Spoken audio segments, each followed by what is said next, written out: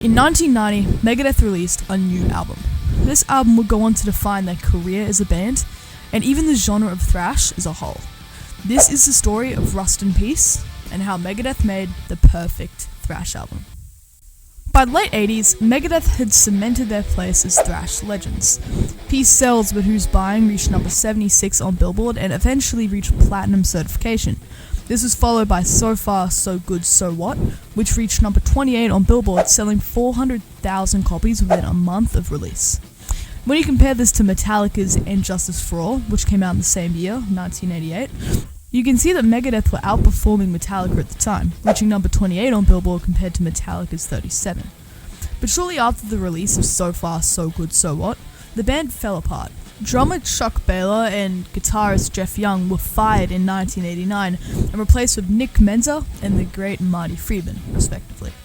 Now, Marty Friedman was relatively well known as a guitar god before joining Megadeth in 1990, thanks to his work in Cacophony and his own solo career, but it's safe to say that what he accomplished with Megadeth would take his fame and his legend to new heights.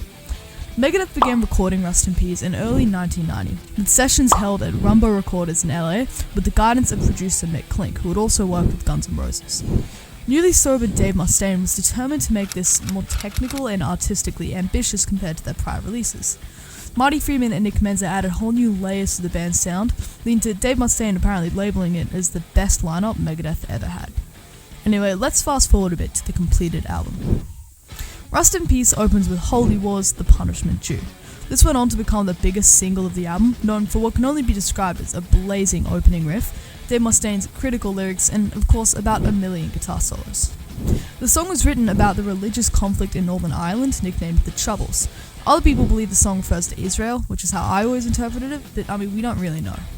This was followed by Hangar 18, which was another one of the biggest hits of the album.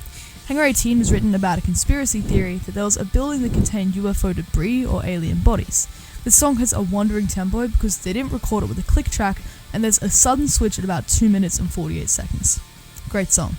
And I don't want to bore everyone with the specifics of every single song on the tracklist, but it's hard not to because of just how good and well written each song is. But I'll try to be more succinct from here on. Hangar 18 is followed by Take No Prisoners, which I believe to be a very underrated song. I believe the lyrics of Take No Prisoners, for one, satirically glorify violence and war, and also highlight its brutalities. I read once that Dave Mustaine said this was the most technically challenging song off Rust in Peace, which is very unsurprising. Take No Prisoners is followed by Five Magics, which is one of those deep cuts that every true fan loves. Five Magics is followed by Poison Was Secure, which is so technically brilliant that it's almost so hard to listen to, but great song regardless. This is followed by Lucretia, which is, in my opinion, criminally underrated, and the best song off the album. It's like an 11 out of 10. Then there's Tornado of Souls. I think most people will tell you that this is the best song off the album, given that it has possibly the most iconic solo in the history of metal, and deservedly so. This is then followed by Dawn Patrol, which serves as more of an interlude than a proper song, and then finally, there's Rust in Peace, Polaris. This song embodies Megadeth and thrash as a whole kind of perfectly. It's technically insane, weirdly catchy, with politically driven lyrics that touch on themes of nuclear war and I think dictatorship too. And that's it. 9 songs, 40 minutes. I think Megadeth purposely kept this a really short album, just to make sure that every song was a 10 out of 10, which I really think they accomplished. This is as close to a 10 out of 10 album that you can achieve. It's perfect. I wouldn't change anything except for maybe that one part of Five Magics at 3 minutes and 23 seconds.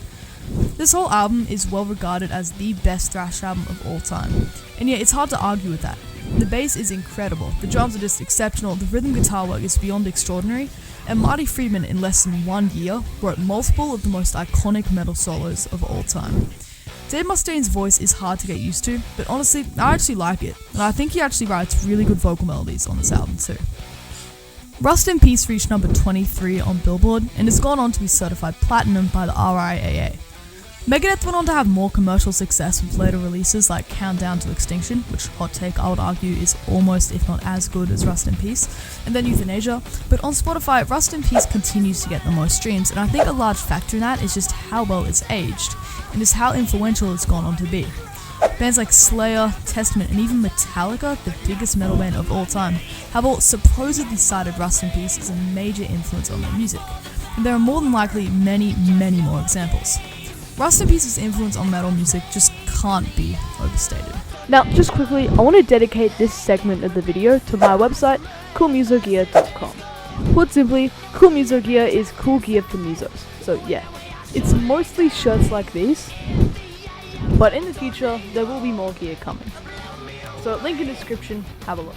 So now only one question remains. Did Rust in Peace perfect thrash?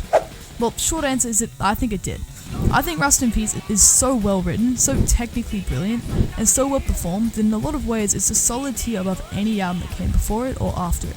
I'm not trying to undermine Metallica's thrash days or even Megadeth's other releases, but in my opinion its only real competition is Megadeth's next album, Countdown to Extinction, which isn't really true thrash in the same way anyway. If you ask me, Rust in Peace just so perfectly achieved everything that the band clearly wanted it to achieve, and there's really nothing more to say.